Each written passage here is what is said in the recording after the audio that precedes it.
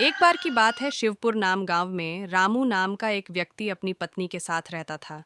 वो एक किसान था और वो बहुत अच्छा दिल वाला व्यक्ति था। वो बहुत मेहनत करता था। उसके साथ उसका एक पड़ोसी रहता था। उसका नाम भोला था। वो बहुत आलसी और कामचोर था।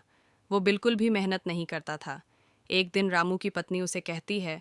सुनिए जी, अगर ऐसे चलता रहा तो हम भूख से मर जाएंगे। हमारे पास ज्यादा राशन नहीं बचा है। तुम चिंता मत करो, मैं कुछ ना कुछ कर लूंगा। और हमने खेत में बीज बो रखा है। अगर फसल की पैदावार अच्छी रही तो हमारी गरीबी दूर हो जाएगी। अब मैं खेत में काम करने जा रहा हूँ।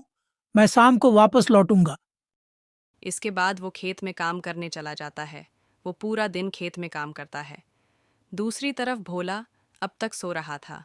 भोला की पत्नी उसे कहती है। सुनिए, जल्दी उठ जाओ, दोपहर हो गई है। आपको खेत में नहीं जाना है। किया।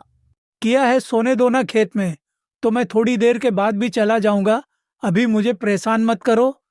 इसके बाद भोला फिर सो जाता है और उठने के बाद अपने खेत में की तरफ चल पड़ा। खेत में जाने से पहले उसे रामू मिलता है। रामू, क्या कर रहे हो? इतनी धूप है, थोड़ा आराम कर लो। नहीं भोला भाई, मेरे घर में राशन खत्म होने वाला है। मुझे ज्यादा से ज्यादा मेहनत करनी होगी और फसल की पैदावार अच्छी करनी होगी। जैसी तुम्हारी मर्जी। इसके बाद वो अपने खेत में चला जाता अभी तो कितनी धूप है, अभी थोड़ा आराम कर लेता हूँ। शाम को काम कर लूंगा। है।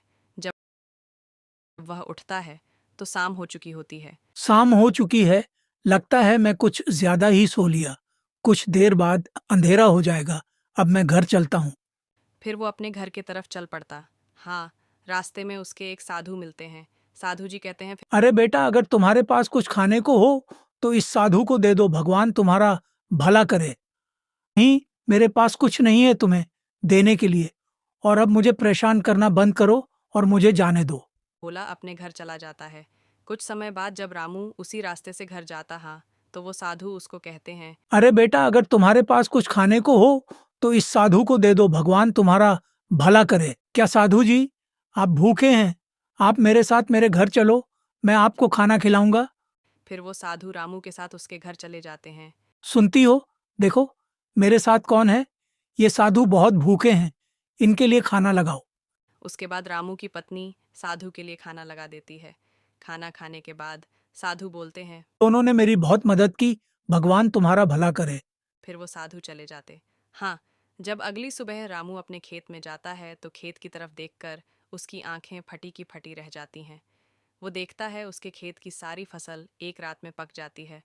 ये किया, मेरी सारी फसल एक रात में ही पक गई। जरूर वो साधु कोई चमत्कारी साधु थे। फिर वह सारी फसल बाजार में बेचकर घर के लिए काफी सारा राशन लाता है। आकर अपनी पत्नी को सारी बात बताता है। फिर वो दोनों साधु जी का शुक्रिया करते हैं और भगवान का शुक्रिया करते हैं